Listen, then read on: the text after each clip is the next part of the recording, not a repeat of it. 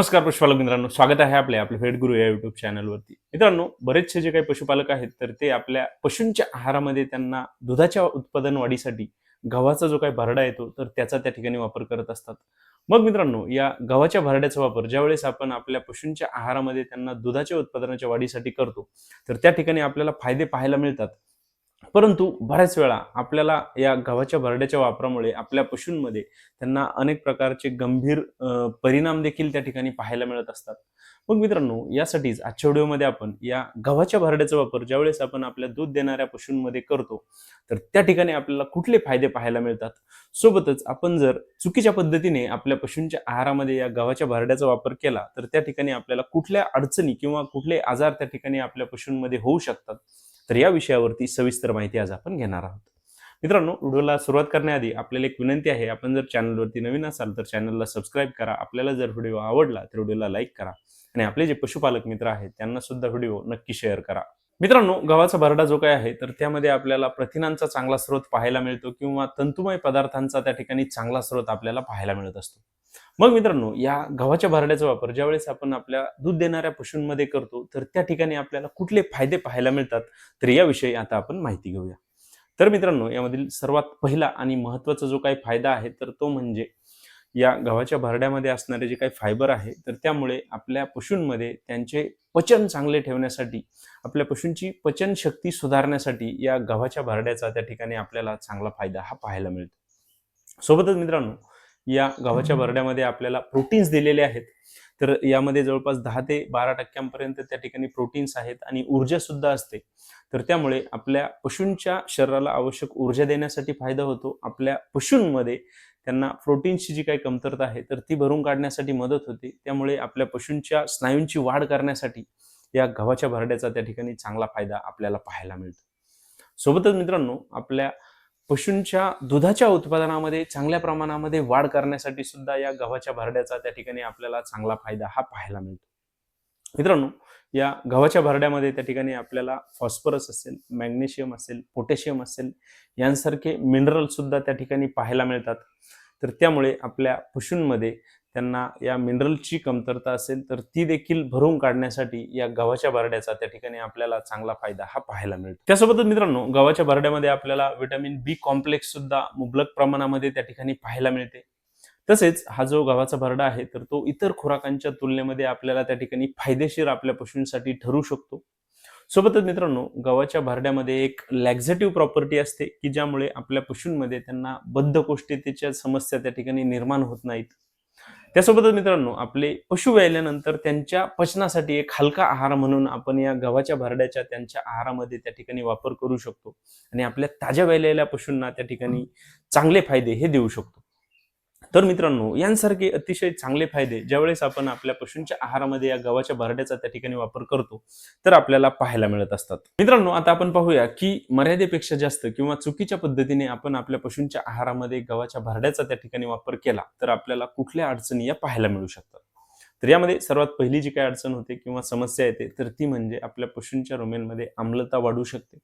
मित्रांनो, गव्हामध्ये मुबलक प्रमाणामध्ये कार्बोहायड्रेट आणि स्टार्च सुद्धा असतात. ज्यावेळेस आपले पशु त्या ठिकाणी गव्हाचा भरडा जास्त प्रमाणामध्ये खातात तर आपल्या पशूंच्या रुमेनमधील जे काही सूक्ष्मजीव आहेत तर त्यांचा त्या ठिकाणी मृत्यू होतो आणि आपल्या पशूंच्या रुमेनचा आम्लता त्या ठिकाणी वाढलेली आपल्याला पाहायला मिळते. यामुळे आपले पशु चारा खाणे बंद करतात. आपल्या पशूंमध्ये त्यांना सुस्ती येण्यासारख्या अडचणी आपल्याला पाहायला मिळू शकतात. तसेच गहू हा जो आहे तर तो पचायला थोडासा जड असतो. त्यामुळे आपले पशु ज्यावेळेस गव्हाचा भरडा त्या ठिकाणी खातात आणि पोटात गेल्यावर तो जो गहूचा भरडा आहे तर तो त्या ठिकाणी फुगतो. त्यामुळे आपल्या पशूंमध्ये त्यांना पोटफुगीच्या सुद्धा समस्या पाहायला मिळू शकतात. त्यामुळे आपण त्याचा जो डोस आहे तर तो देखील प्रॉपर देणे खूप गरजेचे आहे. त्यासोबतच मित्रांनो, जास्त प्रमाणामध्ये आपण गव्हाचा भरडा आपल्या पशूंच्या आहारामध्ये वापरला आणि चाऱ्याचे जर प्रमाण त्या ठिकाणी कमी झाले तर त्याचा फटका आपल्याला आपल्या पशूंच्या दुधाच्या उत्पादनामध्ये सुद्धा पाहायला मिळू शकतो आणि आपल्या पशूंच्या दुधामधील फॅट जी आहे तर ती देखील त्या ठिकाणी कमी होताना आपल्याला पाहायला मिळू शकते. त्यासोबतच मित्रांनो, ज्यावेळेस आपण आपल्या पशूंच्या आहारामध्ये गव्हाच्या भरड्याचा त्या ठिकाणी वापर करतो तर जास्त प्रमाणामध्ये त्या ठिकाणी गव्हाच्या भरड्याचा आपल्या पशूंच्या आहारामध्ये वापर केला तर आपल्या पशूंमध्ये त्यांना जुलाब होण्यासारख्या सुद्धा समस्या पाहायला मिळू शकतात. त्यासोबतच आपल्या पशूंमध्ये जर त्यांना त्यांच्या रुमेनचा pH त्या ठिकाणी बिघडलेला असेल, वारंवार आपल्या पशूंमध्ये त्यांना ॲसिडोसिस सारख्या समस्या त्या ठिकाणी पाहायला मिळत असतील, तर त्या ठिकाणी आपल्या पशूंमध्ये त्यांना लॅमिनायटिस सारख्या सुद्धा समस्या या पाहायला मिळू शकतात, ज्यामध्ये आपल्या पशूंमध्ये त्यांचे पाय दुखणे किंवा आपले पशु लंगडणे, तर यांसारख्या समस्या सुद्धा जास्त प्रमाणामध्ये आपण गव्हाचा भरडा आपल्या पशूंच्या आहारामध्ये वापरल्यावर त्या ठिकाणी होऊ शकतात. सोबतच गव्हाच्या भरड्यामध्ये त्या ठिकाणी जास्त प्रमाणामध्ये फॉस्फरस असते आणि कॅल्शियमचे प्रमाण त्या ठिकाणी कमी असते.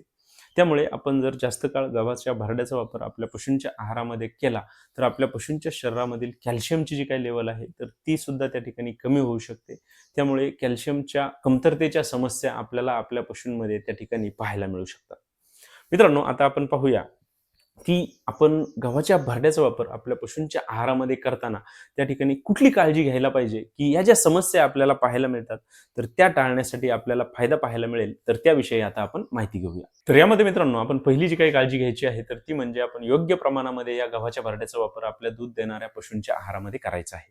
यामध्ये आपण 3 ते 4 किलो याप्रमाणे आपल्या पशूंच्या आहारामध्ये या गव्हाच्या भरड्याचा त्या ठिकाणी वापर हा करू शकतो. मित्रांनो, आपल्या दूध देणाऱ्या पशूंमध्ये साधारणतः आपण 3 ते 4 लिटर दुधासाठी 1 किलो याप्रमाणे या गव्हाच्या भरड्याचा वापर आपण आपल्या पशूंच्या आहारामध्ये त्या ठिकाणी करू शकतो.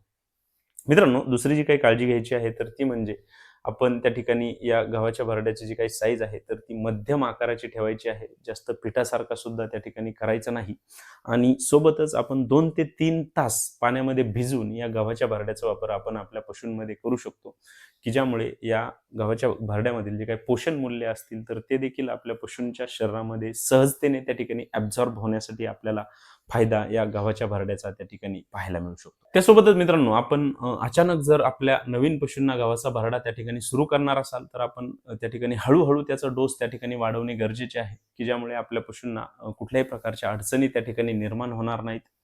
त्यासोबतच मित्रांनो, आपण आपल्या पशूंमध्ये त्यांना या गव्हाच्या भरड्याचा वापर करताना त्यांच्यामध्ये ज्या ॲसिडोसिसच्या समस्या आपल्याला येत असतात, तर त्या जर टाळायच्या असतील, तर त्यासोबतच आपण 20 ते 30 ग्रॅम खाण्याचा जो काही सोडा आहे, तो देखील आपल्या पशूंच्या आहारामध्ये त्या ठिकाणी वापरायचा आहे.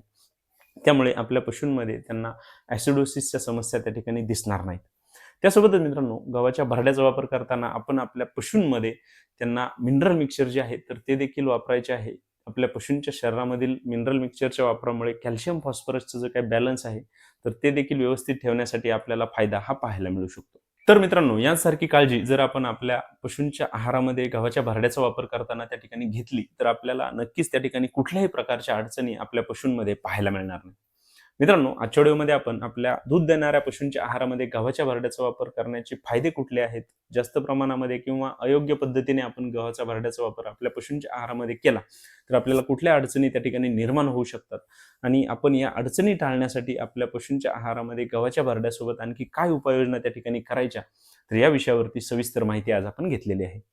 मित्रांनो, आपल्याला जर आजचा व्हिडिओ आवडला असेल, तर व्हिडिओला लाईक करा. आपण जर चॅनलवरती नवीन असाल, तर चॅनलला सबस्क्राईब करा आणि आपल्याला जर कुठल्याही प्रकारच्या शंका असतील, तर कमेंट बॉक्समध्ये मला नक्की कळवा. धन्यवाद.